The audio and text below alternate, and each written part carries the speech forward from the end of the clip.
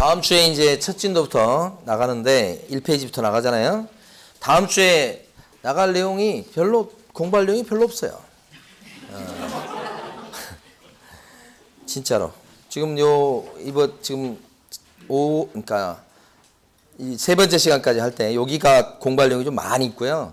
저쪽 이제 중개사 법령으로 넘어가잖아요. 공부할 게 없어 진짜.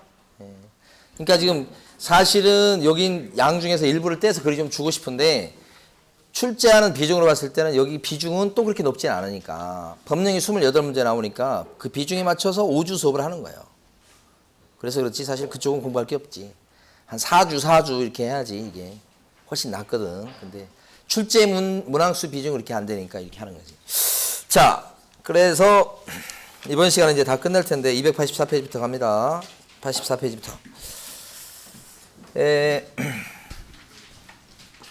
매수신청 대리인을 갖다 보려고 합니다. 그 그림 보시면 원래 자격증 있는 사람 있잖아요. 공인중개사.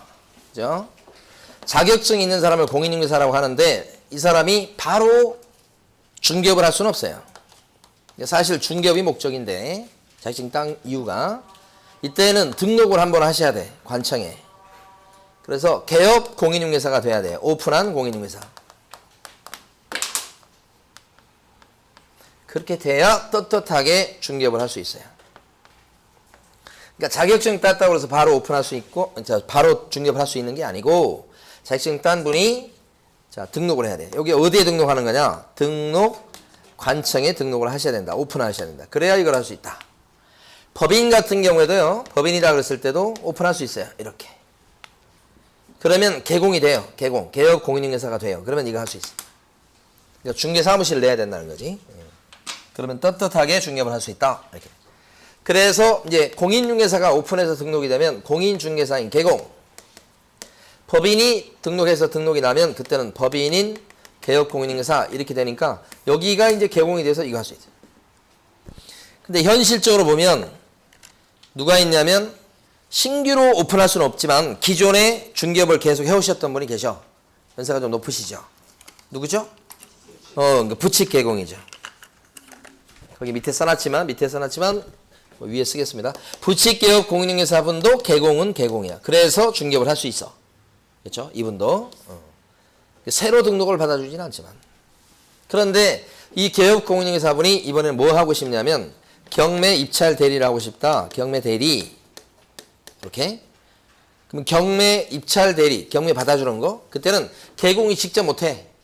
개업 공인중개사가 등록을 한 번 더 하셔야 돼. 이때 이 등록이라고 하는 것은 법원에 등록하는 걸 얘기하는 거야. 법원에.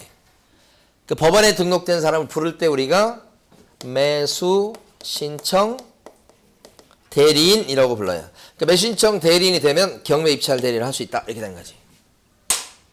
그래서 여기서는 이 사람을 보려고 하는 거예요. 그러니까 매수 신청 대리인이 되면 경매 입찰 대리를 할 수 있다. 이렇게. 요것이 중개사법 14조에 나와요. 14조. 법인 업무일 때. 경매 알선행위, 대리 말고 소개만 시키는 거, 알선행위는 개공이 바로 할 수 있어. 경매 알선은. 법원에 등록할 필요가 없지. 법원에 등록을 해야만 할 수 있는 업무는 뭐예요? 경매 대리만 그래, 대리. 공매 물건이지만 공매 물건을 갖다가 대리를 해. 그래도 등록 안 하고 그냥 개공인 상태에서 공매 대리는 바로 할 수 있어. 물건 수가 많지 않아서. 공매 대리는 시장이 안 커. 그러니까 유일하게 시장이 크고 규제를 하는 게 경매 대리라는 거지. 그러면 매수신청 대리는 누가 되는 거냐? 요 사람하고 요 사람이 될 수 있어. 부칙 개공은 안 껴줘. 이렇게. 그래서 매수신청 대리인이 돼야 떳떳하게 이거 할 수 있다. 그러면 같은 사람 A가 말이에요. 중개사무실 오픈하면 이렇게 되고 더 나가서 법원에다 등록을 한 번 더 하면 같은 사람이 공인중개사 하면서 개공이면서 매수신청 대리인이 되는 거야. 어떤 사람은 공인중개사 하면서 여기서 끝나는 사람들이 대부분이죠. 이거 안 하니까. 근데 매수신청 대리인까지 되는 사람도 나올 수 있다. 법원에 등록을 한 번 더 하면. 이런 뜻이에요. 그 왼쪽 그림이에요. 자, 오른쪽 가시면 가로 2번이 별표가 3개 돼 있단 말이에요. 등록 요건이라고 돼 있죠. 오른쪽 페이지 가로 2번 등록에 필요한 요건 돼 있잖아요. 여기가 매년 시험 지문에 나온다고 생각하시면 돼요. 근데 한 문제면 얼마나 좋겠어. 한 문제는 아니고 한 지문. 그죠? 뭐, 한 지문을 우습게 하는 거예요 지금? 자, 이렇게 보면 자, 매수신청 대리로 등록되기 위해서는 첫 번째 조건이 개업 공인중개사이거나 법인 개공일 것 이렇게 돼 있어요. 근데 개업 공인중개사이거나 그랬을 때 그 개공은 공인 개공을 얘기하는 거예요. 그래서 원래는 공인중개사인 개공, 공인중개사인 개공이거나 이렇게 돼 있다가 앞에 공인자가 빠졌어. 잘못된 거예요, 솔직히. 개업 공인중개사였다 그러면 요 부칙 개공도 들어갈 수 있다는 얘기예요. 그게 잘못됐지. 표현이 그렇게 바뀐 거예요, 그러니까. 예, 그래서 개업 공인중개사이거나 법인 개공이라고 돼 있어서 여러분들 이해하실 때 요 말을 집어넣어서 이해해 주셔야 돼. 결국은 밑줄 거는 것처럼 부칙 개공은 안 된다는 걸 얘기하고 싶은 거예요. 결국은. 그러니까 모든 개업 공인중개사가 매수신청 대리인 될 수 있나요? 아니다. 이거 얘기하는 거예요, 결국은. 부칙 개공 빠져요. 이렇게 하고요. 두 번째는 경매 실무 교육을 받으셔야 돼. 경매 실무 교육 받으시라. 여기서 이제 중요한 내용들이 나오지. 경매 실무 교육은요. 어디 가서 받습니까? 어디 가서? 그렇죠. 그거 중요하죠. 법원 행정처장이 지정하는 교육기관. 여기요. 법원 행정처장요. 대법원장 아닙니다. 지방법원장 아닙니다. 법원 행정처장. 그게 아주 중요하죠. 이거 잘 바꿉니다. 여기 매수신청 대리인 등록은 요 법원이라고 돼 있지만 이건 지방법원장입니다. 진짜. 여기는 지방법원장. 여기 은평구 같은 경우는 서부지방법원장. 법원 행정처장은 대법원장 바로 밑에 있는 사람이 2인자. 대단히 높은 사람이에요. 우리가 얼굴 보기도 힘든 사람이에요. 법원 행정처장이 지정하는 교육기관에서 받는다. 그 다음에 누가 받느냐? 특히 법인일 때. 법인일 때는 누구만 받으면 되느냐? 대표자만 받으면 끝이다. 대표자가 아닌 임원사원은 안 받는다. 임원사원 다 받는 게 아니고 누구만 받으면 돼요? 대표자. 교육시간은 좀 길다. 32시간 이상, 44시간 이하. 그래서 잘하면 교육받다 죽는다. 32시간 이상, 44시간 이하. 그렇죠? 좀 길어. 그리고 특히 좀 어려운 게 부담스러운 게 평가. 시험 본다, 시험. 시험 봐서 떨어지면 수료증이 안 나온다. 이게 부담스럽잖아요. 이 시험이라고 하는 것 자체가. 여러분도 아마 중개 자격증 시험 없이 그냥 시간만 채우면 자격증 나온다고 하면 그럼 여러분들은 즐겁게 다닐 거 아니에요? 이건 안 돼. 시험 봐요, 시험. 요거 중요합니다. 네 가지. 그리고 나서 밑에 보면 동그라미 3번에 보증 설정을 하였을 것 이렇게 돼 있어. 보증 설정. 경매 입찰 대리하다가도 사고 낼 수 있거든. 그때 대비해서 보험에 들어놓으시오. 보증 설정하시오. 그래서 이게 공인중개사인 개공. 요 사람일 때는 1억 이상. 법인 개공일 때는 2억 이상. 분사무소 하나 늘어날 때는 1억 이상 추가. 똑같아요. 금액은 똑같은데 뭐가 다르냐. 이 보증 설정은 매수신청 대리인으로 등록되기 전에 하는 거예요. 전에. 미리. 전에 등록되기 전 이렇게 되죠. 등록되기 전 이게 그래서 시기가 일단 좀 독특합니다. 그래서 이 중개업에 관련된 보증 설정 있잖아. 이건 이거대로 또 해야 됩니다. 액수는 공인중개사는 1억 이상, 법인은 2억 이상, 분사무소 하나 늘어날 때마다 1억 이상 추가 똑같은데 뭐가 틀리냐? 시기가 틀려. 중개업과 관련된 보증 설정은 중개사무소 개설 등록을 하고 나서 그리고 나서 업무를 개시하기 전까지 요 사이에 이걸 한다고. 그러니까 중개업에 대한 보증 설정은 언제까지예요? 업무 개시 전. 근데 거기 밑줄 그어져 있죠 지금. 매수신청 대리 업무와 관련된 보증 설정은 업무 개시 전까지 합니다. 그러면 거짓말이죠. 업무 개시 전이 아니고 딱 한 번 나왔지만 무지하게 어렵게 나온 겁니다. 오히려 매수신청 대리로 등록되기 전. 더 빨라야 됩니다. 그래서 여기 나와 있는 세 가지 등록 요건을 여러분 기억하실 때는 이렇게요. 공법, 교육을 보충하셔야 되겠다. 매수신청 대리인으로 등록하려면 공법, 교육을 보충하시라. 이렇게? 공법 이야기 많죠? 어렵고. 그렇죠? 그러니까 공법 공부를 많이 하셔야 된다. 공법, 매수신청 대리인으로 등록하려면 공법, 교육을 보충하시라. 이렇게. 세 가지를 암기를 해보시고.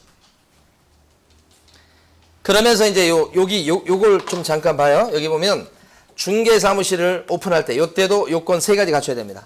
그 세 가지가 뭔가? 첫 번째, 자격증 따야 됩니다. 중개업소 오픈할 때 실무교육 받으셔야 됩니다. 하나 더 있죠? 사무실을 얻어놔야 됩니다. 자실사. 이 자격증 누가 갖고 있어야 됩니까, 이거? 특히 법인일 때. 대표자 자격증 갖고 있어야 되죠. 대표자만 있으면 됩니까? 대표자 뺀 임원 중에 어느 정도나 3분의 1 이상 이런 거 있었죠? 우리 다음 주에 공부할 거예요. 나올 거예요. 3분의 1 이상 증이 있어야 돼. 그 다음에 실무교육 받으셔야지. 이 실무교육은 누가 실시하는 실무교육을 받으시는 거예요? 중개업과 관련된 실무교육인데 경매 실무교육과는 다른 건데 별개인데 누가 실시하는 실무교육 받으시나? 시도지사.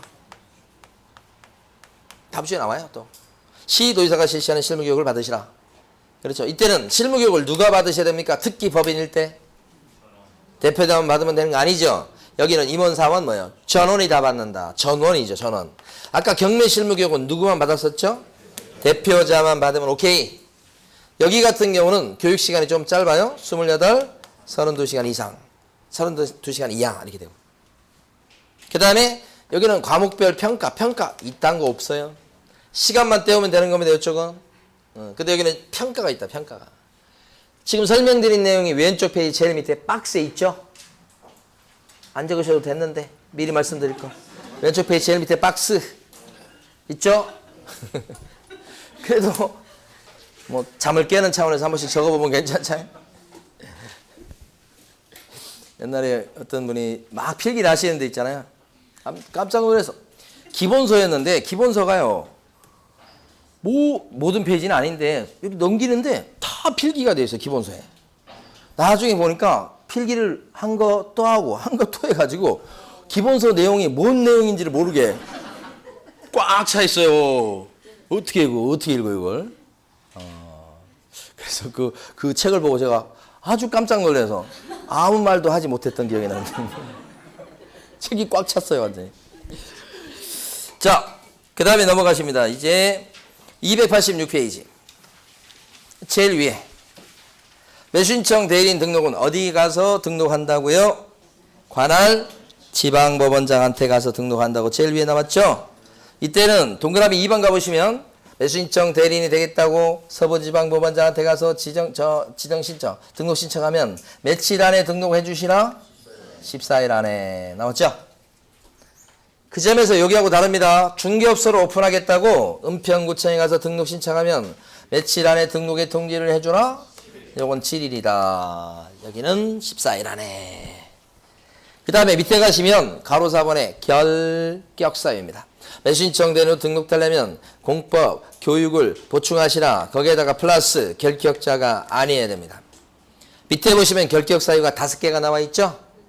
그래서 결격사유 5가지는 뭐 세부적으로 공부할 필요는 없어요. 다만 그 중에 동그라미 2번 밑줄 그은 거, 동그라미 2번. 민사 집행 절차에서 매각과 관련해서 이 매각이 경매를 의미합니다.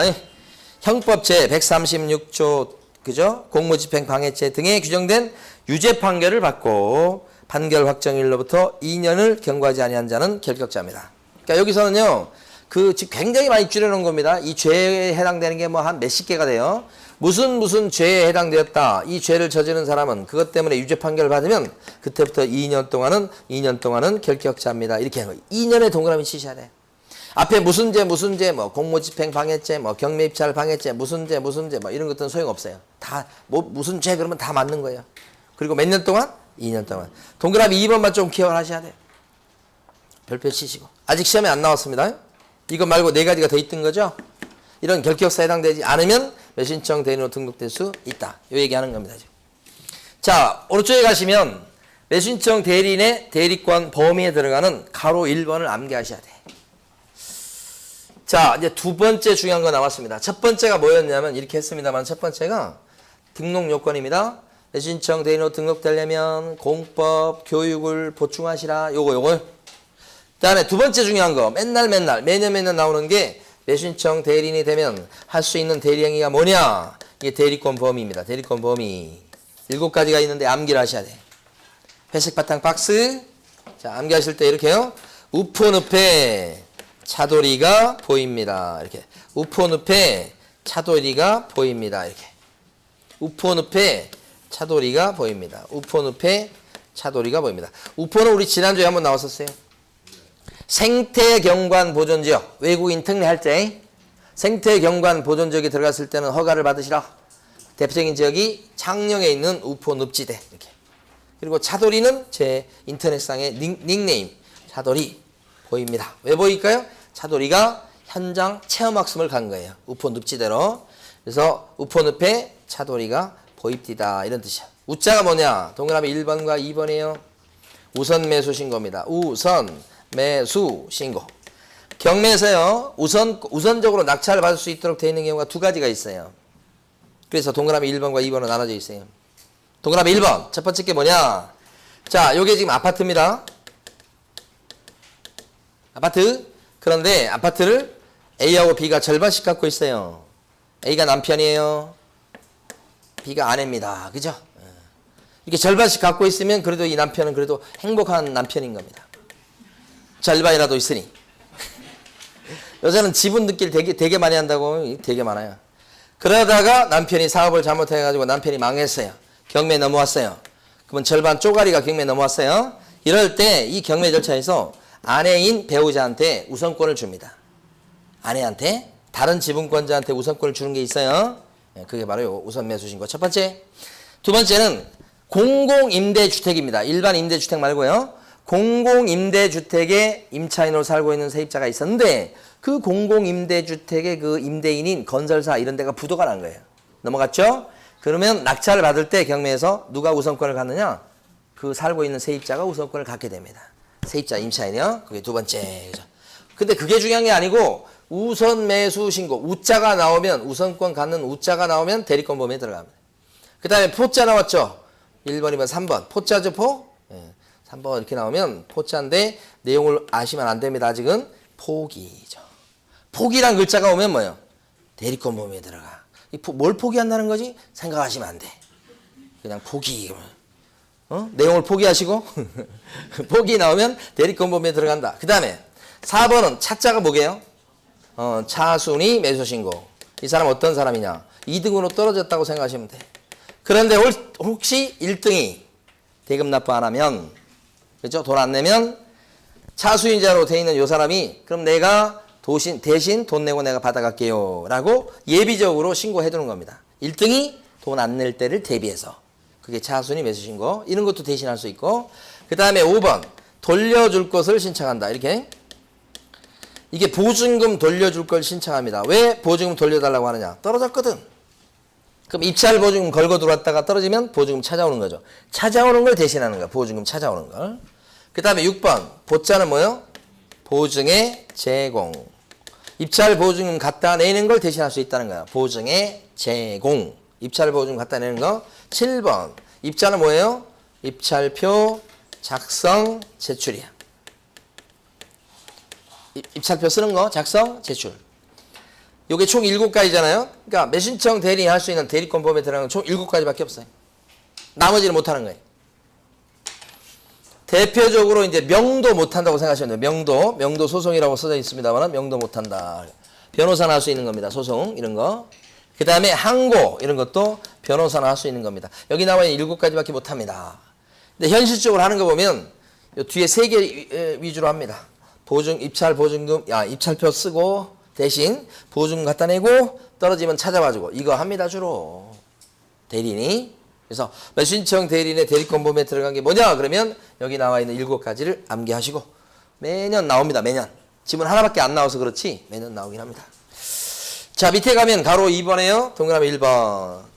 매수신청 대리는 매각 장소 및 집행부문에 어떻게 해야 되느냐? 어떻게 됩니까? 직접 출석해야 됩니다. 다른 사람으로 하여금 대신 일하게 할 수가 없어요. 직접 출석해 하셔야 된다. 이거. 그래서 뭐 소공이고 뭐고 간에 대리 출석은 절대 허용하지 않습니다. 기본입니다. 기본. 누구건 간에 대리 출석은 허용이 안 되고. 동그라미 2번. 대리행위 할 때마다 대리권을 증명하는 문서를 내야 돼요. 여기서 대리권을 증명하는 문서가 뭘까요? 위임장이죠. 위임장. 그 대리권을 증명하는 문서가 위임장. 그 위임장 갖다 내는 거다. 그 위임장은 뭐마다 낸다고요? 대리행위 할 때마다. 여기 칠판에 있는 게 대리행위예요. 입찰표 써낼 때마다, 보증금 갖다 줄 때마다, 찾아올 때마다, 차순위 신고할 때마다, 포기할 때마다 이렇게. 이게 할 수 있는 대리행위죠. 할 때마다 위임장 보여주는 거예요. 이게 원래는. 근데 둘째 줄에 있는 것처럼 같은 날 같은 장소에서 입찰표도 쓰고 보증금도 갖다 내고 보증금도 찾아오고 같은 날 같은 장소에서 대리행위 요 세 개를 같이 할 때는 위임장을 한번 보여주면 충분하겠죠. 그래서 뭐라고 돼 있어요? 하나의 서면으로 가름할 수 있다. 이것도 몇 번 나왔던 거죠. 자, 넘어갑니다. 다음 페이지 가시면 가로 2번에 사건 카드 얘기가 나옵니다. 사건 카드 나왔습니다. 이번에 드디어 사건 카드는 매수신청 대리인이 경매 사건에 대해서 카드를 하나씩 만들어 놓게 돼 있다. 장부를 하나씩 만들어 놓게 돼 있어요. 경매 사건별로. 경매는 사건 번호 가지고 구별합니다. 그 사건 번호가 지금 요즘 진행되는 물건은 대부분 2019 타격 물건이 많아요. 5369 이렇게 되면 이게 사건 번호입니다. 경매 사건 번호. 그러면 이 사건 번호가 2019년도에 경매가 붙여졌다는 뜻이고 타경 이렇게 나오면 경매에 붙여진 사건이라는 뜻이에요. 경매라는 뜻이에요. 이게 타경이 경자가 경매잖아요. 그 다음에 5369는 그 법원의 일련 번호입니다. 그 경매 넘은 물건의 일련 번호. 그러니까 사건 카드에다가 이 사건 번호 적습니다. 당연히.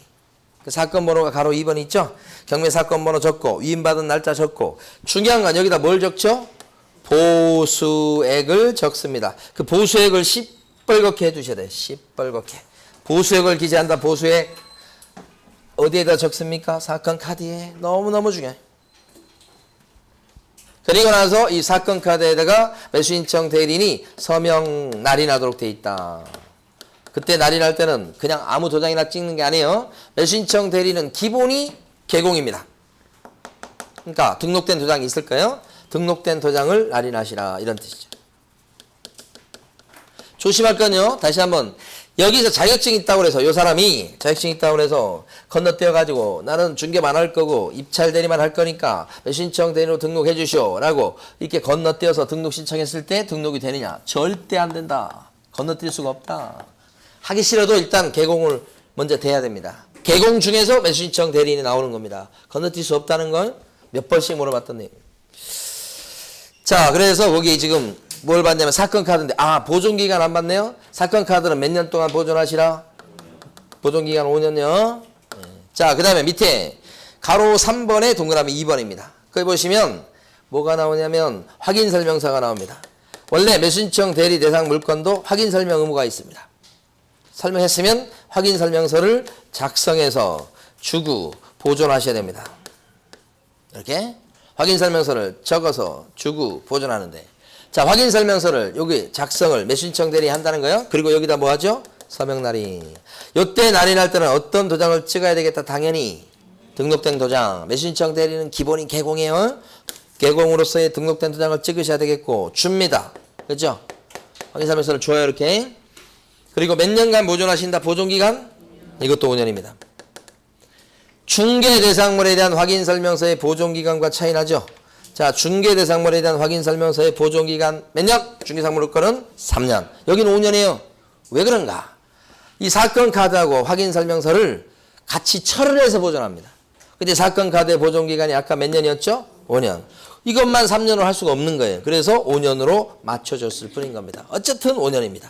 다시 한번. 중개 대상물에 대한 확인설명서의 보존기간 몇 년?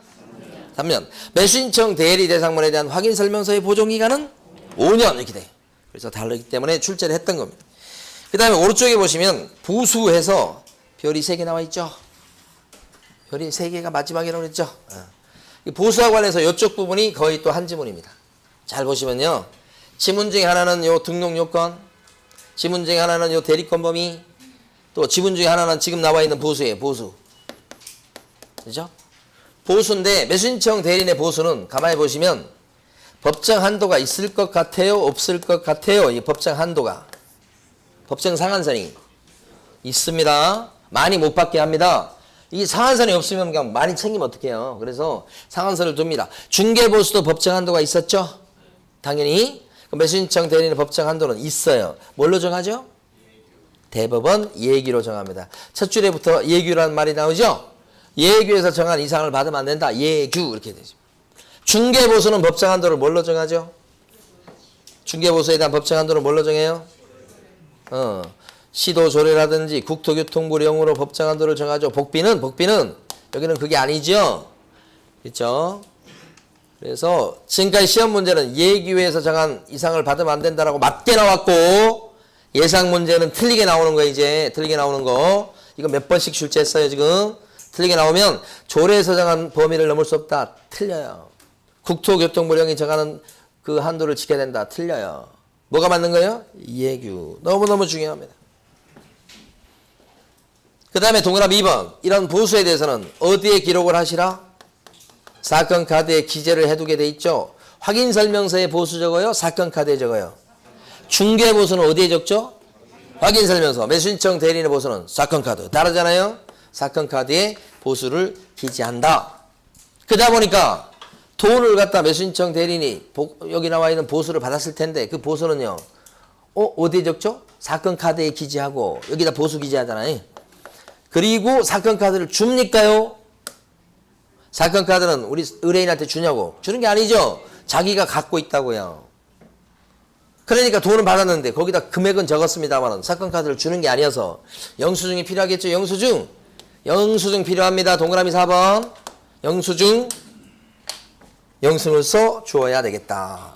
동그라미 4번이지. 그 점에서 중개보수 받아먹었을 때 중개보수 받았을 때는 영수증 써줍니까요? 왜 안 써주죠? 중개보수 복비는 왜 영수증 안 써줍니까? 돈 받아먹고서 확인설명서에다가 대신 써주죠. 그리고 확인설명서에 도장까지 찍죠. 그리고 확인설명서를 주죠. 보존까지 하죠. 그러니까 확인설명서가 중개보수에 대해서는 영수증 역할을 합니다. 그러니까 따로 써줄 필요가 없지만 매수신청 대리인의 보수는 확인설명서에 적는 게 아니고 어디에 적었어요? 사건 카드에. 그리고 사건 카드는 주는 게 아니고 보존하죠. 그러니까 따로 주는 게 필요하죠. 영수증 뭐요? 교부, 작성, 교부 써주는 거 필요하죠. 따로. 여기 영수증에도요. 매수신청 대리는 도장을 찍어야 되겠죠. 서명 날인해야 되겠죠. 어떤 도장을 찍어야 되겠습니까? 등록된 도장. 그리고 몇 년간 보관한다고요? 몇 년간 보관한다고요? 그러시면 안 됩니다. 5년이 없어요 여기는. 자, 언제 맞추실래요, 이거? 자, 여기 보면 사건 카드 몇 년? 확인 설명서 몇 년? 영수증 몇 년? 없습니다. 없어요. 그리고 나서 위에 동그라미 3번 가면 보수 지급 시기가 나옵니다. 최근 시험에도 나왔었죠. 매수신청 대리인의 보수 지급 시기는 언제가 됩니까? 약정이 없을 때 언제가 된다고 나와요, 지금? 약정이 없다면 대금 지급 동그라미 3번이에요 지금. 대금 위에 거 대금 지급 기한일로 한다. 끝에 일자가 들어갑니다. 기한일로 한다. 이건 어떤 걸 보셔야 되냐면 낙찰 받으신 분은 낙찰 대금을 납부해야 됩니다. 언제까지 내느냐? 법원이 내라고 한 기한까지 납부합니다. 법원이 대금 지급 기한을 갖다가 5월 7일부터 6월 8일까지 내라고 했다. 이게 지급 기한입니다. 그러면 기한을 정했으면 낙찰자는 요 기한 내에 언제라도 돈을 낼 수가 있어요. 근데 만약에 돈을 언제 내느냐? 6월 1일 날 돈을 납부했어요. 대금 납부. 그러면 이 돈 낸 요 낙찰자는 소유권을 언제 취득합니까? 기한이 만료된 때인 6월 8일 날 취득하는 게 아니고 그 전에 6월 1일 날 돈 냈으면 돈 낸 날 바로 즉시 취득한 거죠. 등기 이전 없이도 취득합니까? 이전 없이도 취득한다고 여러분 배우셨잖아. 법률에 규정에 따른 물권 변동. 그러면 이때 소유권자가 됐으니 자 그러면 이제 뭐요? 매수신청 대리인의 보수 주세요. 제가 대리해줬잖아요. 언제 달라고 해야 되는 게 맞는 거예요. 기한일 여기에요. 여기 6월 1일이라고 6월 1일. 기한이 만료된 때가 아니고 기한일 여기 1이라고 돼 있죠. 그렇죠? 대금 지급 기한일. 최근에 2번이나 나온 거예요. 어떡할 거예요? 또 나오면. 자, 그 다음에 밑에 가시면 이제 여기가 출제가 자주 된다고 지금 본 게 한 집은 무조건 나오는 거고 요 뒤에 보면 이게 대법원 예규에 나와요. 아까 지금 예규로 정한다고 그랬잖아요. 지금부터 보는 게 예규에 나온 내용입니다. 짝짝. 자, 크게 보면 보수가 있고요. 또 뭐가 있냐면 실비가 있고요. 이렇게. 근데 보수가 또 두 가지입니다. 하나가 상담 및 권리 분석 보수가 있고요. 자, 시험에 잘 안 나와서 지금 해야 될지 말아야 될지 모르겠어요. 그 다음에 대리 보수가 있고요. 그래도 해봅니다. 중요합니다. 그래도 안 나왔지만 자, 상담 및 권리 분석 보수는 이 물건은 뭐 위험하지 않아. 요거 조심해야 돼. 뭐 이렇게 상담해 줘서 그러면 많이 받으면 50이에요. 그러니까 20만 원, 30만 원 받을 수 있는 겁니다. 합의해서 많이 받으면 50이란 뜻이요. 근데 이 사람이 낙찰을 받아달라고 위임을 한 거야. 낙찰 받아주쇼. 나 돈 이만큼 싸들고 올 테니까. 그랬을 때 이제 낙찰을 받게 되면 매수인이 된 거예요. 된 거. 낙찰자가 되었어요. 매수인이 되지 못했다. 이렇게 두 가지로 나눌 수 있어요. 그래서 제일 밑에 가로 3번을 보는 거예요. 가로 3번이죠, 지금 이게? 제일 밑에? 가로 3번. 낙찰자가 돼서 매수인이 됐어요. 그러면 감정가의 몇 프로요? 감정가의 1% 또는 최저가의 얼마요? 1.5% 이하 범위 안에서 받는다 이렇게 돼 있어요. 보통 실무적으로는 감정가의 1% 받습니다. 감정가의 1%. 감정가 1%.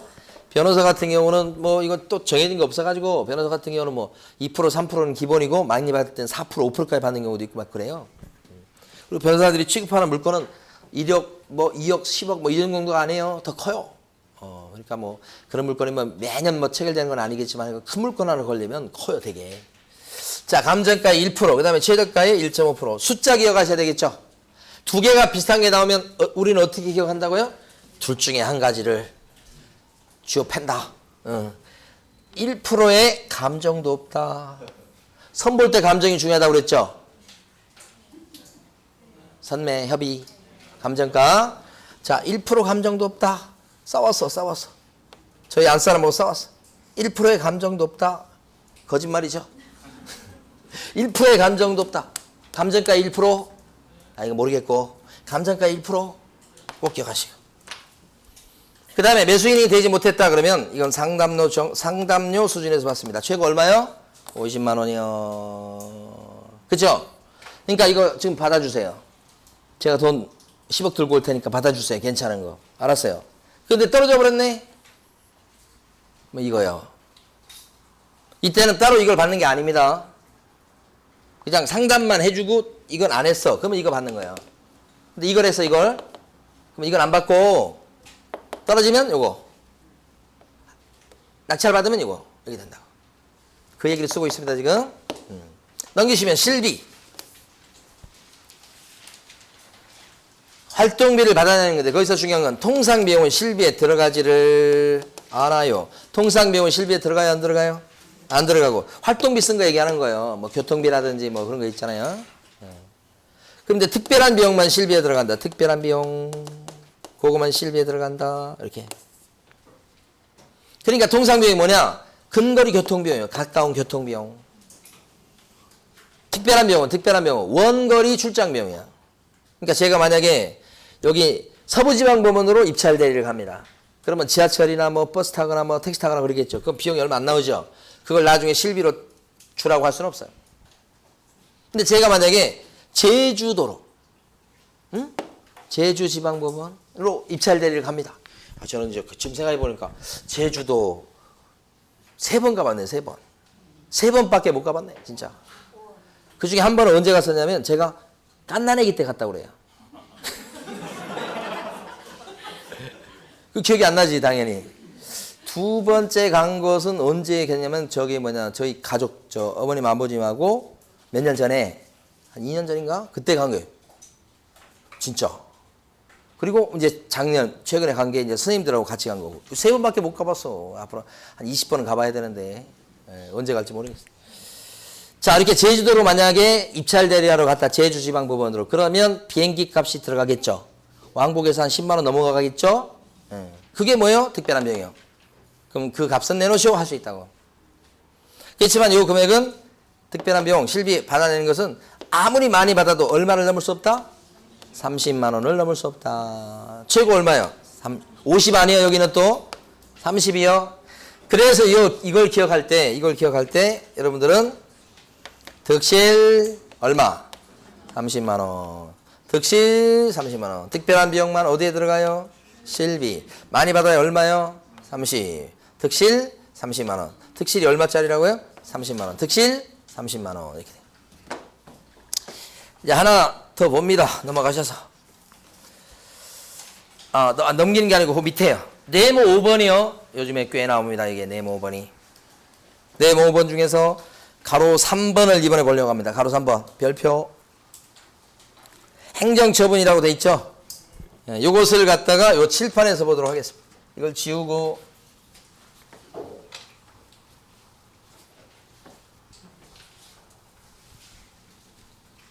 자, 매수신청 대리는 기본적으로 개공이에요. 그러니까 어떤 거냐면, 만약에 개업 공인중개사가 법을 위반해서 등록 취소를 당했죠. 그러면 개공에서 이거 없어지는 거예요. 개공이 아니게 됐죠. 그러면 매수신청 대리로 등록된 요 같은 사람은 매수신청 대리인 등록도 없어지게 돼 있어요. 그러니까 개업 공인중개사의 등록이 없어지게 되면 매수신청 대리인도 말소, 등록 취소가 되게 돼 있어요. 그러니까 이게 없어지면 이게 없어지는 거예요.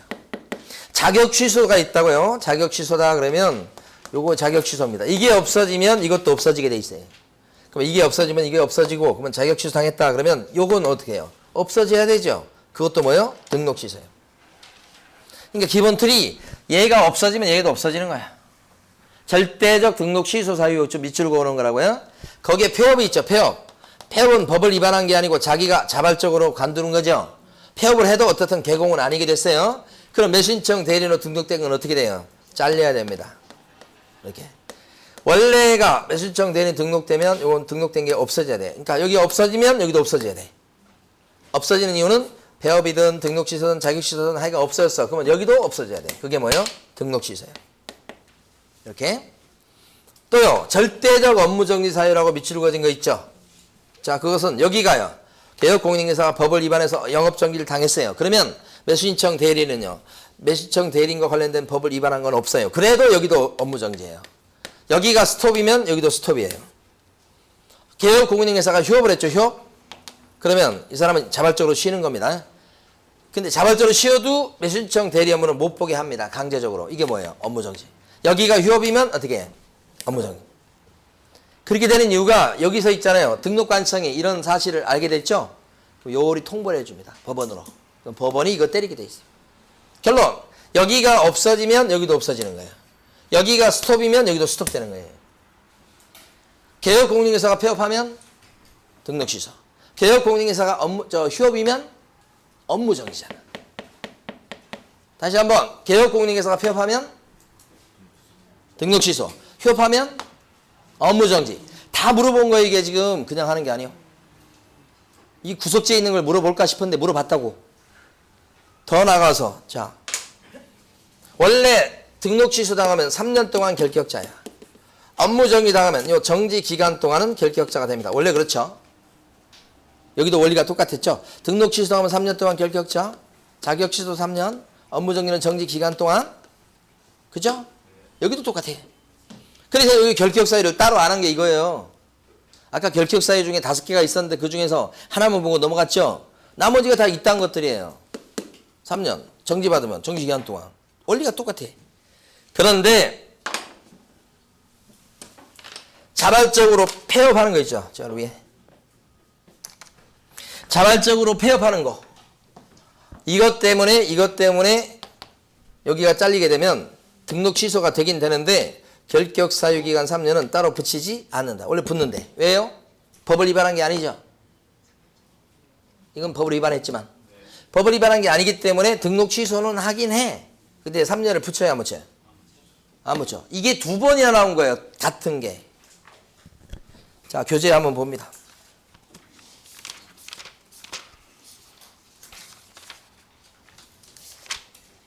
286페이지 가보시면.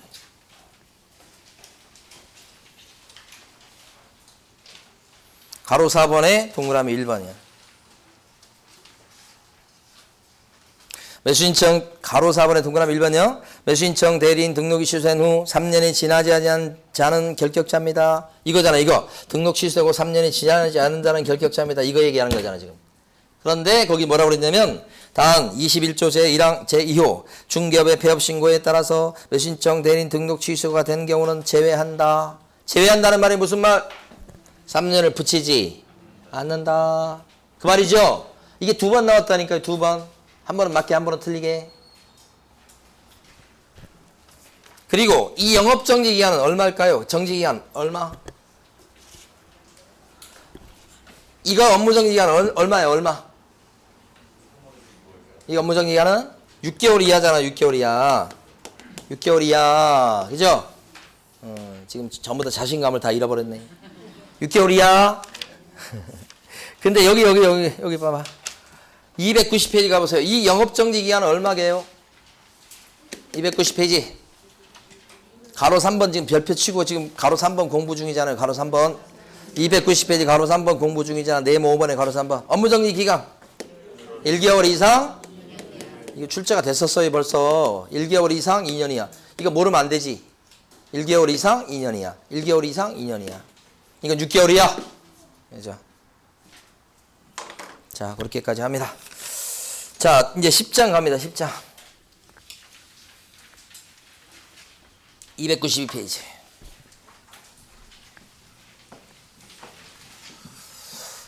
그러니까 중개사법도 가만히 보면 한 8주 수업 중에서 한 4주 정도는 어려워요. 솔직히. 4주. 그게 지금 우리가 지금 한 거예요. 첫 주차, 2주차, 3주차, 이번 주. 그 다음에 다음 주가 어렵다는 게 아니고 6월달 제일 마지막 수업. 행정처분 벌칙 암기하는 게 나와요. 거기가 어렵고 그 다음에 지금 1주차, 2주차, 3주차 요게 어렵고 그 네 군데가 어렵고 나머지는 쉬워요. 나머지를 어렵다고 하는 사람 수험생을 한 번도 못 봤어요. 다 쉬워. 근데 어디가 어렵냐? 이런 데가 어려운 거예요. 응? 그러니까 어떻게 공부해야 돼?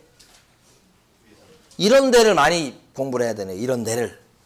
문제도 많이 풀고. 그리고 중개사법은 뭐 내용 수업 들었다고 해서 이게 실력이 올라가는 게 아니라 무조건 문제 푸셔야 돼. 무조건 문제. 무조건 문제. 한 문제를 좀 꼼꼼히 한 문제를 이렇게 푸는 게 기본서나 요약집을 갖다가 막 한 10페이지 읽은 것보다 훨씬 나아요. 훨씬. 비교할 수 없을 정도로 나아. 문제 하나를 이거 왜 틀렸지? 왜 맞았지? 하면서 시간이 오래 걸리면 어때? 그게 나아요. 그게. 문제를 한 문제라도 꼼꼼히. 그래야 그게 피가 되고 살이 되는 거지. 자, 하루 종일 8시간 공부합니다. 지금 눈도 못 뜨는 사람도 있어. 지금 보면. 지금 가만히 보면 아이고 죽겠다. 막 이렇게 하면서 언제 끝나나 하면서 그럼 빨리 칠판을 지워주시든지 그러면. 에? 그래가지고 막 8시간을 기본서를 막 읽어. 아니면 요약집 읽어. 그랬다고 점수 올라가는 거 아니에요. 잘 안 올라가. 그래가지고는 한 문제를 뼈저리게 풀어야 되는 거야. 뼈저리게. 에? 그리고 중개사법은 시험 문제 출제될 만한 내용은 한 200문제를 100문제만 해도 거의 담을 수 있는데 200문제를 해서 다 담어. 출제될 만한 내용은 합격이 필요한 내용은 200문제만 해도 다 담는다고. 응? 그래서 여러분 어떤 문제집이라도 좋아. 그 문제를 갖다가 한 번 풀고 2번 풀고 3번 풀고 10번 풀고 떨어지나 봐. 그렇게 풀고 떨어지나 보시라고. 못 떨어져요. 못 떨어져. 근데 그걸 못하는 거죠. 반복해서 못하는 거예요. 반복해서. 반복해서 못하는 거예요.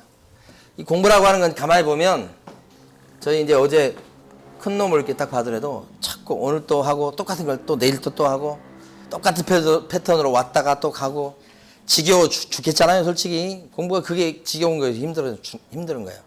그렇다고 막 점수가 팍팍 잘 나오고 그러면 또 신이 날 텐데 그것도 아니면서 이게 공부가 어려운 거죠. 이게. 응?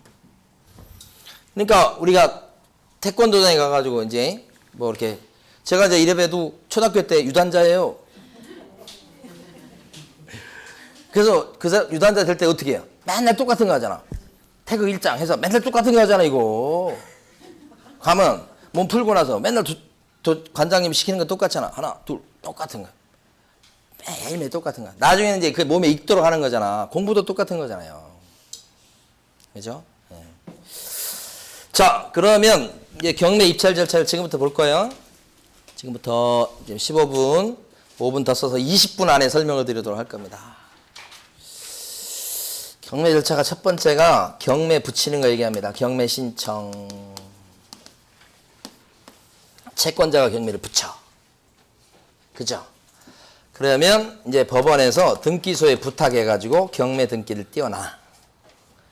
그러면 압류의 요력이 생겨. 압류의 요력이라고 하는 걸 혹시 뭐 등기법 이런 데서 배우셨나요, 혹시? 안 배우셨어요? 압류가 되면 좋은 거야, 안 좋은 거야? 아니, 저번에 옛날에 한번 제가 그 국민연금을 안 냈더니만 박근혜 정권 때인데 통장에 압류가 들어와서 통장에서 돈을 인출을 못 하는 거야. 통장을 막아버렸더라고. 할 수 없이 냈잖아. 내기 전까지는 안 풀어준다고 그래가지고, 와, 그러니까 그 국민연금도 안 내고 그러면 압류가 가능하더라고. 통장 압류가 들어와서. 나 그때 밀린 것까지 내느라고 죽을 뻔했어. 자, 압류력이 생기면 좋은 게 아니에요. 경고. 손 못 대. 이런 뜻이야. 손 못 대. 손 대지 마. 이렇게. 근데 손 대면 안 되잖아. 그러니까. 손 대지 마. 그거잖아. 이면 손 대지 마. 그죠? 근데 손을 대면 어떻게 해? 손모가지 잘라. 이게 예를 들어서 경매 등기된 부동산인데 여러분들 돈 주고 샀어. 그럼 당장은 좋아. 돈 주고 등기 가져와. 등기 가져와. 넘어와. 등기도. 그런데 경매 등기된 그 부동산이 진짜 경매가 딱 진행돼서 낙찰자가 나왔죠. 그럼 낙찰자가 여러분한테 와가지고 뺏어가 버려. 그럼 여러분은 돈 주고 샀는데 소유권 뺏겨버려. 이거 뭐죠? 돈은 이쪽 주고 소유권은 이익이 가져가 버려. 거지 되는 거요. 그게 손 잘린 거 아니고 뭐야? 그게 압류의 효력이에요. 손 대면 안 돼. 절대. 응? 응. 그래서 이게 압류의 효력이다. 첫 번째 가로 1번에서요. 당구장 표시 두 번째 거 지금 설명드린 거예요. 몇 번 나왔던 거예요. 예. 거기 보면 그대로 보면 경매 등기 또는 송달된 때 압류의 효력이 발생한다 이렇게 돼 있죠. 그대로 알아두셔요. 근데 보통 경매 등기된 때 압류의 효력이 생깁니다. 제가 여기서 비슷하다 이렇게 표현한 거예요. 응? 조문대로 알아두셔야 돼. 당구장 표시대로. 그 다음에 배당 요구의 종기를 결정해서 공고한다. 이렇게.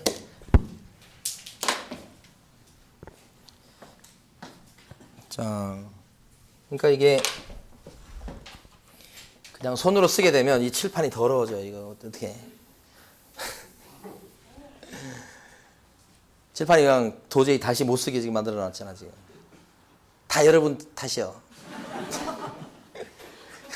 조는 바람에 이렇게 된 거 아니에요 지금. 살살 썼어야 되는데 지금. 경매 신청이 됐고 그 다음에 동그라미 2번이 배당 요구해야 되는 마지막 날을 결정해서 법원이 공고합니다. 자, 배당 요구는 아까 채권자 중에 배당 요구해야 받는 채권자가 있었죠. 누구였어요? 대표적인 사람. 임차인. 확신일체 받은 임차인. 소유기 임차인. 그죠? 우선 면허권이 있었죠? 요구해야 받는 거죠. 그 요구하는 마지막 날을 정해가지고 공고한다. 이게 4월 7일이라고 쳐봐요. 그러면 종기는 4월 7일이 종기란 뜻이 아니에요. 공고한 날이 4월 7일이고 배당 요구의 종기는 5월 23일이다. 이렇게. 요게 종기. 요때까지 배당 요구하시오. 주로 세입자 보고 얘기하는 거예요. 그리고 나서 이제 매각 준비. 자, 가로 4번 가보십니다. 가로 4번. 가로 4번 뭐라고 되어 있어요? 매각 공고. 가로 4번까지 가셨죠? 이제 쭉 내려오셔서 매각 준비는 별거 없어요. 나올 게 없어요. 자, 그 다음에 이제 5번. 매각 실시. 그 매각 실시하는 그 날을 매각 기일이라고 불러요. 기일자가 들어가면 몇 년, 몇 월, 며칠, 몇 시까지 얘기하는 겁니다. 2020년 5월 23일 오전 10시 이거요. 그게 기일이에요. 그 매각하는 그 날 거슬러 올라가서 2주 전에 공고를 하도록 돼 있어요. 그러니까 이 얘기는 공고를 띄우고 다음 날 매각한다? 안 돼요, 그건. 그건 들어올 수 있는 사람이 정보를 잘 취득을 못 하잖아. 그래서 최소한 간격을 2주는 띄워야 된다는 거야. 자, 공고 띄우고 일주일 만에 법 위반이야. 다시 해야 돼, 그건. 무조건 다시. 그러니까 요 2주 기간은 굉장히 중요한 거예요. 시험에 아직 안 나온 거예요. 얼마 전에 공고한다고요? 2주 전 공고. 가로 4번 끄트머리 있잖아요. 가로 4번 끄트머리에 2주 전 공고, 매각기일 2주 전 공고. 그 다음에 가로 5번에 보면 매각을 실시하는 방법이 나와요. 자, 매각을 실시하는 방법 동그라미 1번 세 가지죠. 기일 입찰이라고 가지고 한날 한시에 모여서 하는데 입찰표를 써내가지고 누가 높은백사느냐 경쟁하는 거 기일 입찰. 그 다음에 두 번째는요. 호가경매라고 해서 한날 한시에 모이는 건 맞는데 입찰표를 쓰진 않고 누가 높은 배금을 부르냐에 따라서 결정하는 거. 그죠? 세 번째 기간 입찰 방식이 있어요. 기간 입찰 방식. 이렇게. 기간 입찰 방식은 입찰표를 써. 대신 한날 한시에 모이지는 않고 접수기간을 둬가지고 보통 일주일 둡니다. 접수기간 안에 이렇게 접수시키고 그 다음에 일주일 뒤에 봉투 열고 이렇게 하는 건데 현실적으로는 하진 않아요. 그래서 그저 법상 매각을 실시하는 방법은 총 몇 가지요? 3가지. 근데 현실은 대부분 이거예요. 그랬을 때 동그라미 3번에 보면 이렇게 입찰 들어온 사람은 뭘 걸고 들어와야 되겠다? 입찰 보증금. 그걸 다른 말로 뭐라고 그래요? 매수 신청 보증금. 몇 프로 걸어요? 몇 프로?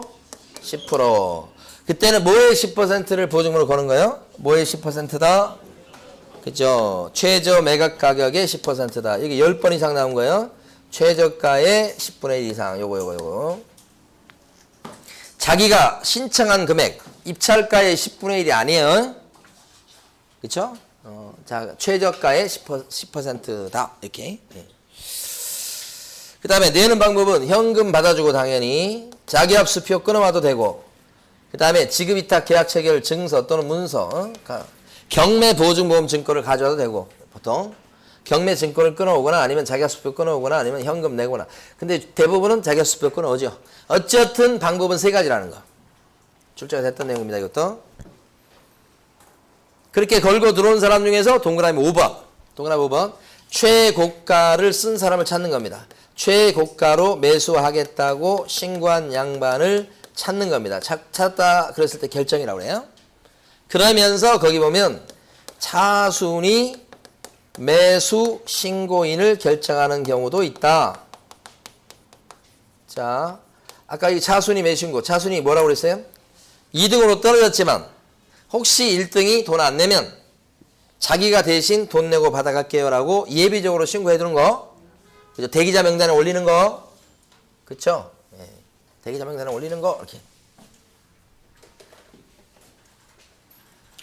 지금은 이제, 지금 그 코로나 때문에 뭐 항공사가 막 지금 말이 아니잖아요.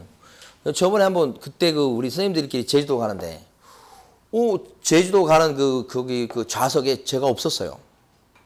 그러니까 이게 무슨 아시아나 그게 아니고, 뭐 하여간 뭐 좀, 그런 좀 저가 항공이었는데, 근데 거기서 그 여행사에서 하는 소리가 없다고, 자리가 없다고, 근데 같이 가야 된다고 하니까 거기서 하는 소리가 저보고 걱정하지 말고 오라는 거야.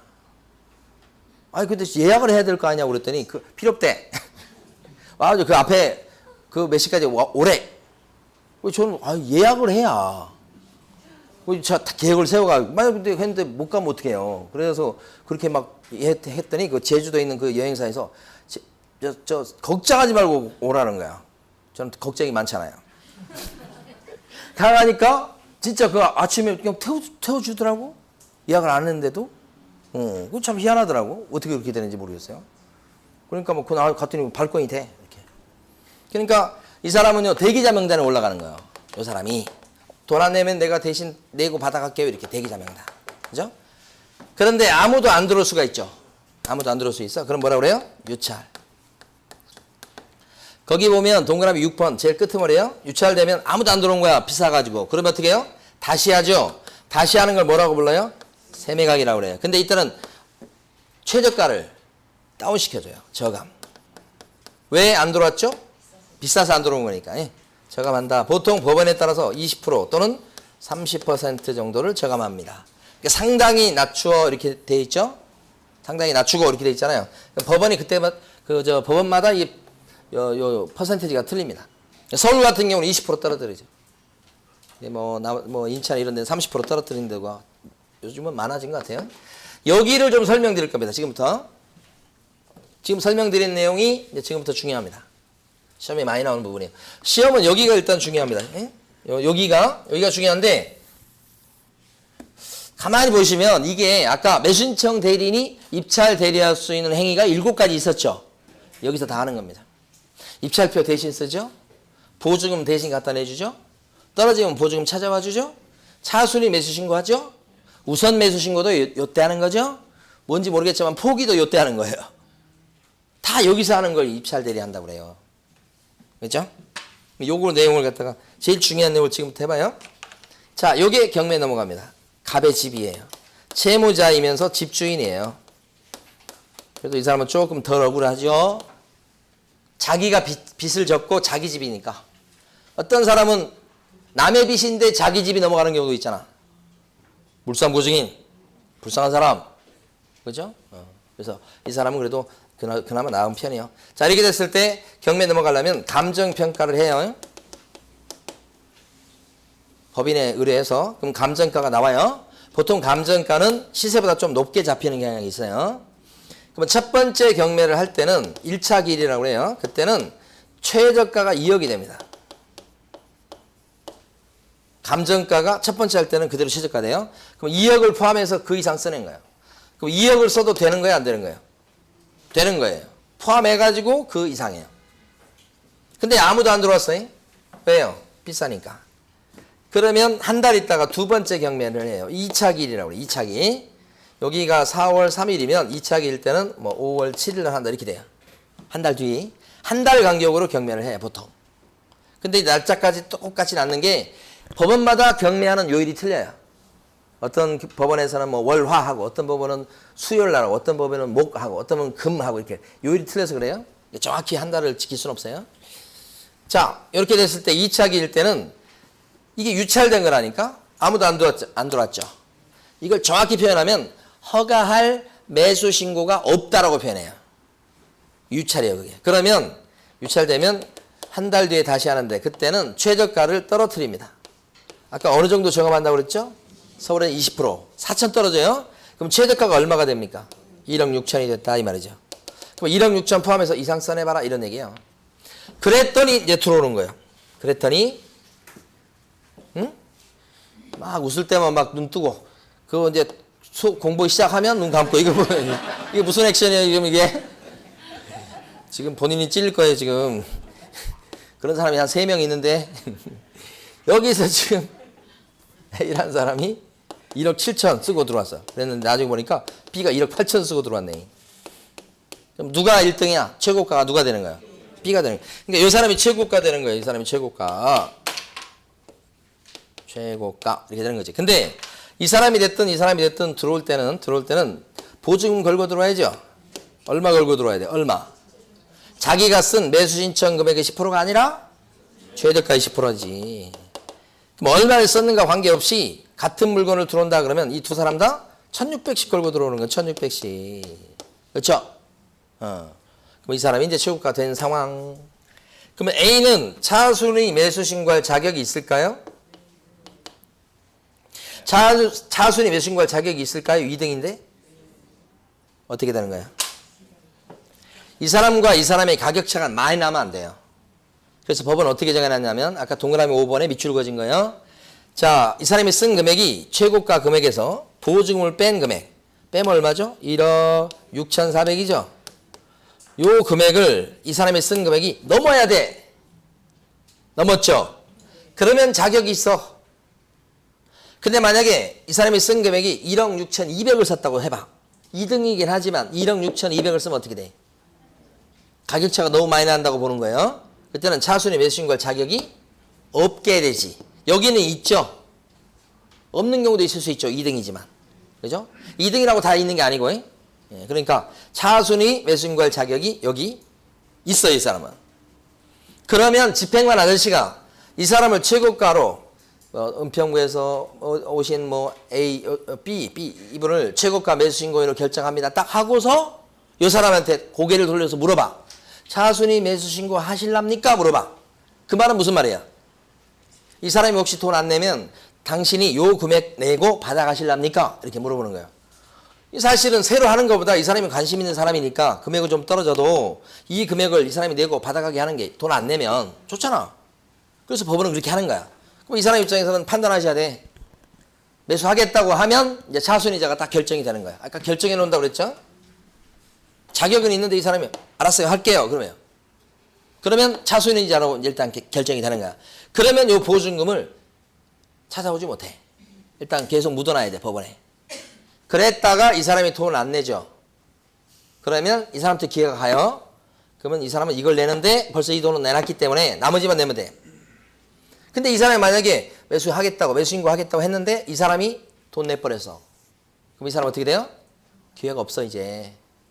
그럼 한 달 정도 있으면 이 사람 돈 냈어? 그러면 이때는 요 안 찾아왔던 보증금 어떻게 해야 돼요?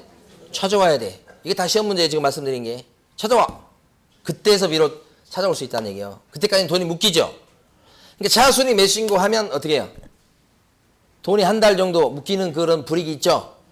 그래서 차순위 매수 신고하려냐고 물어보면 안 한다고 그래 대부분. 왜? 돈이 묶이고 대부분 돈 내요. 그래서 잘 안 해. 자격이 있어도 잘 안 한다고. 그래서 차순위 매수 신고가 잘 쓰이지 않아. 그런데도 시험은 4번 냈어. 4번. 그러니까 현실적으로 잘 쓰이냐 이게 중요한 게 아니야. 그냥 자기 내면 내는 거야 그냥. 4번 냈다고 또 나올지 몰라 그거 진짜. 지겹게 내 그거. 밑줄 그은 거 있잖아요. 읽어봐요. 읽어볼게요. 아니 제가 혼자 읽을 거예요. 자, 차순위 매수 신고는 그 신고액이 최고가 매수 신고액에서 매수 신청 보증금을 뺀 금액을 넘었을 때만 할 수 있다. 요거예요. 그죠? 근데 만약에 이러면 어떻게 될까요? 두 가지를 더 보고 다음으로 갈게요.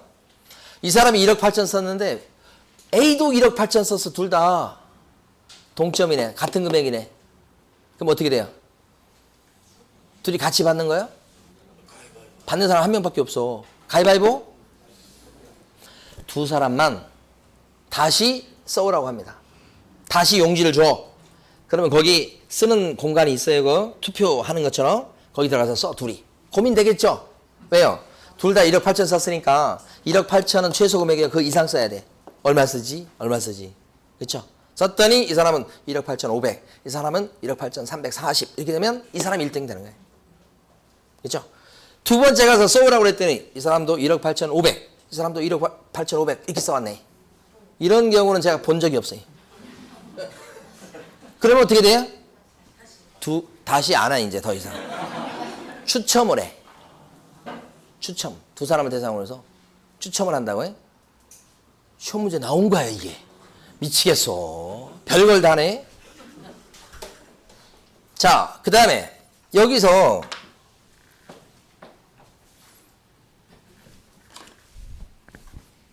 B가 직접 받은 게 아니고 갑이라는 매수신청 대리인이 대신해 준 거야. 이 사람 A가 이거 2등 떨어졌지만 이 사람도 직접 한 게 아니고 을이 대신해 준 거야. 요 빨간색이 대리인이야.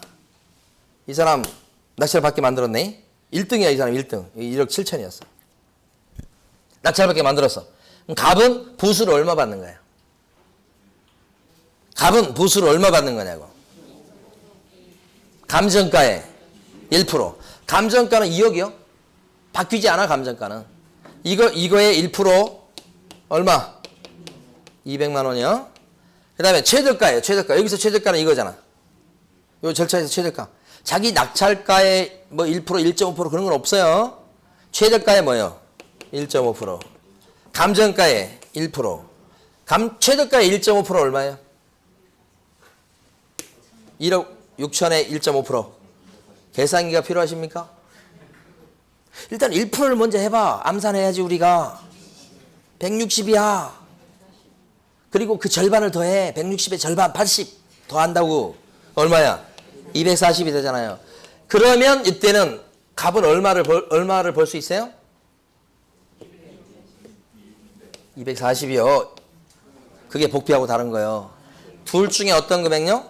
큰 거. 그러니까 240만 원이 답이요. 이런 계산 문제가 나올 수 있어요. 아직 안 나왔다는 얘기지. 나올 수 있어요? 요 을은 얼마 벌어? 을은 이걸 알아야 진정한 승자. 사례 문제가 요새 잘 나와요. 사례 문제 낼 수 있어 이게. 을은 얼마 벌어 이 사람? 50이지 50. 최고 50. 최고 50 낙찰을 못 받았으니까. 됐죠? 끝났어요 이제. 자, 그 다음에 요리 갑니다. 아까 한 건데 왜 처음 보는 눈빛이요?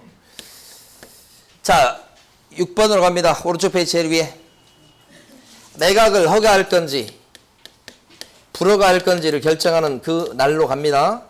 이걸 뭐라고 부르느냐? 가로 6번을 매각 뭐예요? 결정 기일이라고 불러요.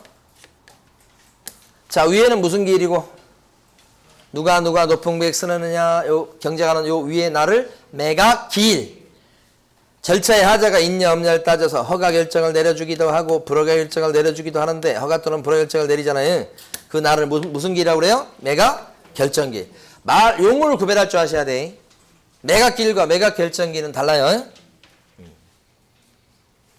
근데 요게 일주일 이내에 날로 정하도록 돼 있어. 일주일 이내. 그럼 매각기일이 5월 6일인데 매각결정기일은 5월 7일이라 그럴 수 있나요? 매각기일은 5월 6일인데 매각결정기일은 5월 7일 될 수 있나요? 될 수 있어요. 이내라고 돼 있어. 이내 될 수 있어요. 근데 현실적으로는 보통 일주일 뒤에 합니다. 현실은 그래요. 그러나 법적으로는 일주일 이내요. 요건 어디에 보시냐면 여러분들 294페이지 그림 보세요. 그림 보시면 위에 그림 중에 일주 나오죠. 일주 비슷한 그림이 있잖아. 위에 거 매각 실시하는 5번에서 6번으로 갈 때 일주 이내라고 돼 있잖아요. 자, 여기 지금 매각 공고하고서 이틀 있다가 매각 실시할 수 있나요? 안 된다니까 그러네. 여기는 무조건 2주 간격을 떼야 돼. 사회적 거리두기 몰라? 똑같은 거예요. 이것도 2주 간격을 띄어야 된다. 무조건 이건. 근데 이건요. 일주 이내잖아. 이내. 그러니까 법적으로는 이틀 있다 해도 괜찮은 거예요. 그러나 현실은 언제 한다고요? 일주일 뒤에 보통 해요. 네. 다시 앞쪽으로 넘어오셔서 다 했어요. 이제 마지막 페이지예요. 이 허가 결정 또는 불허 결정에 대해서 여기 다 설명을 드릴게요. 지금부터 요거 좀 중요한 거 하나 했어요. 요 예를 꼭 아셔야 돼요. 사례 문제로 나올 가능성이 높아 보여요. 여기를 설명드려. 두 번째 중요한 게 허가 불허가 여기요. 허가 결정 나면 절차에 문제 없으니까 계속 하시오 이런 거예요. 여기에 대해서 불만이 있으면 항고할 수 있습니다. 불허 결정이 나면 절차에 하자가 있으니까 이건 어떻게 보면 스톱이 된 겁니다. 그래도 여기 불만이 있다면 항고할 수 있어요. 근데 둘 중에서 불허가 결정이 나면 불허가입니다. 다시 할 수밖에 없다고요. 이 다시 하는 걸 뭐라고 불러요? 세매각이라고 불러요. 아니 어디 있는가 찾지 말고 칠판을 보시라고. 칠판 보고 거기 다시 읽을 거니까. 세매각 절차입니다. 어떻게 해서 세매각이 되는 거예요? 불허가 나서. 막 절차가 잘못된 거야. 막 송달이 안 됐고 뭐 감정평가 잘못됐고 그냥 엉망진창이야. 그러면 불허가 나요. 그럼 다시 한다고. 이렇게 불허가 결정 나는 경우는 잘 없어. 많지는 않죠. 잘 알아서 제대로 하는데 보통은. 네. 그래서 불허가 나면 이때는 최저가를 다운시키지 않고 다시 하는 거야. 다시 날짜 잡아서 다시 해. 이걸 세매각이라고 그래. 저감이 없어. 왜 그럴까요? 높은 금액 쓴 사람이 있었어요? 없었어요? 있었어. 여기 요 사람은 나왔어. 사람 나왔어. 임자 있었어. 그런데 뭐예요? 그 과정에서 하자가 있었던 거니까 절차가 제대로 좀 다시 해 이런 얘기죠. 그러니까 이때는 저감이 없지. 아까 여기까지 왔다가 유찰돼가지고 다시 하는 것도 세매각이라고 그랬었다고 그랬죠. 왜요? 아무도 안 들어와서 그런 거예요. 유찰. 그럼 이때는 저감을 해야 하네요. 해지. 왜 해? 아무도 안 들어오니까. 임자가 없으니까 가격을 떨어뜨려줘야 누가 들어올 거 아닌가? 여기는 저감이 되죠? 여기는 안 되지. 이 사람이 있었기 때문에 분명히. 절차의 문제만 있을 뿐이죠. 근데 허가든 불허가든 여기 불만이 있으면 뭐 할 수 있다고요? 항고. 언제까지 항고하셔야 돼? 요거 일주일 이내죠. 일주일 넘어가면 더 이상 항고 못하게 됩니다. 일주일 내에 뭐요? 항고. 일주일 내에 항고. 근데 항고할 때 여기요. 맨입으로 안 돼. 어떻게 해야 돼요? 항고 보증금을 어떻게 해야 된다고요? 공탁. 칠판 보시고 공탁. 돈 걸고 하라고 그래. 되게 많은 돈을 걸어야 돼. 10%야. 뭐의 10%예요? 낙찰가인 매각대금의 10%야. 큰 돈을 걸도록 하고 있어. 과거에 이거 갖다 항고할 때 돈 안 걸고 항고하도록 하니까 그냥 돌아가면서 항고를 해. 세입자 1 손 들고 나와서 항고. 지나니까 세입자 2 또 손 들고 나와서 항고. 뭐 하려고 그랬더니 경매 진행하려고 그랬더니 3 세입자 3 손 들고 나와서 항고. 그거 하면서 결정해 줄 때마다 경매 절차가 지연된다고. 그래서 돈 걸고 해! 바꾼 거예요. 그랬더니 싹 도망갔어. 돈이 그만큼 좋은 거예요. 10%. 이때는 금전 내는 방법이 있고 또는 유가증권 인정돼요. 근데 그랬다가 항고했다가 뭐야 절차에 문제가 없는데 왜 항고했어? 이렇게 판사가 판단하면 기각을 해. 기각이라고 하는 거 들어보셨죠? 이 기각을 갖다 저기 등기법에서 쓰나요? 안 쓰나요? 각하 그런 거 쓰나요? 각하가 더 기분 나빠 이거. 왜요? 말도 안 되는 소리 하지 마. 그거 각하니요. 저희 학교 다닐 때 보면 이 세 가지 말을 갖다 되게 많이 썼거든요. 사회적 용어로 이제 법대 나왔다고. 그래서 인용, 기각. 야, 이번 여름에 우리 저기 졸업여행 가자. 그러니까 뭐라 그래? 친구놈이 기각. 그 뭐예요? 쓸데없는 소리 하지 마 이런 소리. 인용 그러면 뭐예요? 오케이 가자 말이야. 제일 기분 나쁜 소리가 야 이번 여름에 우리 졸업여행 가자. 카카. 이렇게 하면 어떻게 돼요? 무슨 소리 하고 있어? 이런 소리야. 예. 제일 기분 나쁜 게 이거예요. 보지도 않고 뭐예요? 깜도 안 되는 게 이렇게 되는 거예요. 기각을 당하면 어떻게 되느냐? 기각을 당하면 걸었던 보증이 어떻게 된다고요? 몰수야 몰수. 그죠? 이 부분도 아직 안 나온 부분입니다. 전부 몰수하는 경우가 있고 일부 몰수하는 경우가 있다. 이렇게. 그죠? 근데 여기는 어떤가? 불허가 결정이 돼서 항고하는 건 일주일 내에 해야 되는 거 맞아요. 근데 돈 안 걸어요. 왜 돈을 안 걸까요? 여기는? 공탁 안 해요. 왜요? 불허가에 대해서 항고할 사람 누구? 불허가에 대해서 항고할 사람 누구? 이 사람밖에 없어. 최고가. 불허가 나면 누가 불만이 있어? 최고가. 집주인은 불만이 없어. 불허가는. 경매 안 넘어갔으니까. 근데 여기가 불만이죠? 이 사람밖에 없어. 거의 이거 안 한다고 그랬죠. 사실은. 이 사람밖에 없어. 그러니까 할 사람이 적어요. 그 다음에 불허가 나는 경우가 드물어요 또. 이게 드물고 할 사람도 드물고 그러니까 돈 걸으라는 소리 안 한다고. 이렇게 애쓰게 설명하면 뭐하냐고. 기억을 못하는데. 그래서 이게 지금 불자가 아니 불자잖아. 불교할 때 불자가 아니잖아. 지금 아니 불자잖아. 아니 불자. 그러면 공탁을 하겠어요? 안 하겠어요? 안 하겠지. 그러면 좀 기억을 하려나 모르겠어. 안 한다고? 공탁 안 한다고? 그래서 요거 중요하고 여기까지 했어요. 그 다음에 여기서 이제 갑니다. 여기서. 자, 위에 한번 정리해 볼게요. 가로 6번에서 동그라미 1번. 허가 결정에 대한 항고. 언제까지 하시라? 일주일 내. 맨입으로 안 된다고요? 가로 B번. 뭘 걸어야 돼? 공탁. 항고보증금 공탁. 몇 프로요? 10%. 뭐의 10%? 요새 여기 잘 나와요. 최저가의 10분의 1이 아니고 매각대금의 10분의 1. 내는 방법은 두 가지. 금전 아니면 유가증권. 그랬다가 기각당하면 어떻게 해요? 큰일 나는 거예요. 돈 다 날아가는 거예요. 채무자 소유자는 전액 몰수. 나머지 사람은 이자 몰수. 그래요. 불허가 결정이 나는 수도 있어요. 드물게는. 그러면 가로 B번. 불허가 결정에 대해서 항고할 때는 공탁할 필요가 있다 없다? 아니 불자. 불허 결정에 대해서 항고할 때는 공탁할 필요가 없다. 가로 C번. 만약에 불허 결정이 있을 때는 새 매각기를 정해서 새로 하는데 이때는 최저 매각 가격에 저감이 있다 없다? 불허가 결정이 나서 다시 할 때는 최저가에 저감이 있다 없다? 없이 종전 최저가로 다시 들어간다고 돼 있죠. 그렇죠? 저감되는 경우는 어떤 경우예요? 유찰됐을 때만 저감되는 거예요. 유찰됐을 때만. 제발. 그 다음에 가로 7번. 이제 여기가 또 중요한 게 남았죠. 자, 이제 허가 났어요. 허가 나면 앞으로 진행. 이거 마지막에 이제 7번이 뭐예요? 대금 납부. 돈 낸다고요? 자, 거기 세 가지 중요합니다. 언제까지 대금을 납부해야 돼요? 언제까지? 언제까지 대금 납부하신다? 저도 빨리 가야 돼요, 지금. 급해요, 급해. 대금 지급 기한을 정했다고, 기한. 응? 기한. 기한을 정한다고? 기한. 기일하고 기한 들리죠?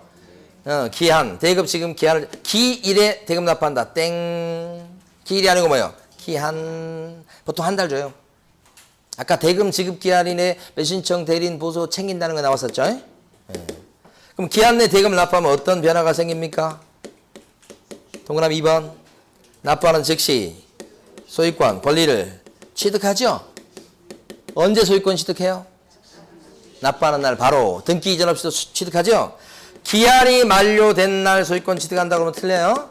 기한이 만료된 날이 아니고 납부하는 즉시. 즉시란 말이 중요합니다. 즉시. 돈 안 내면 어떡하죠 이제? 돈 안 내면. 안 내고 도망간 사람도 있을 거 아니야. 애쓰게 최고가 만들고 그 다음에 허가 일정 내려줬더니 가서 돈 안 내고 도망갔다. 그럼 어떻게 돼요? 다시 할 수밖에 없죠? 다시 하는 것을 뭐라고 불러요? 재매각. 이때는 왜 다시 하죠? 돈 안 내서 재매각.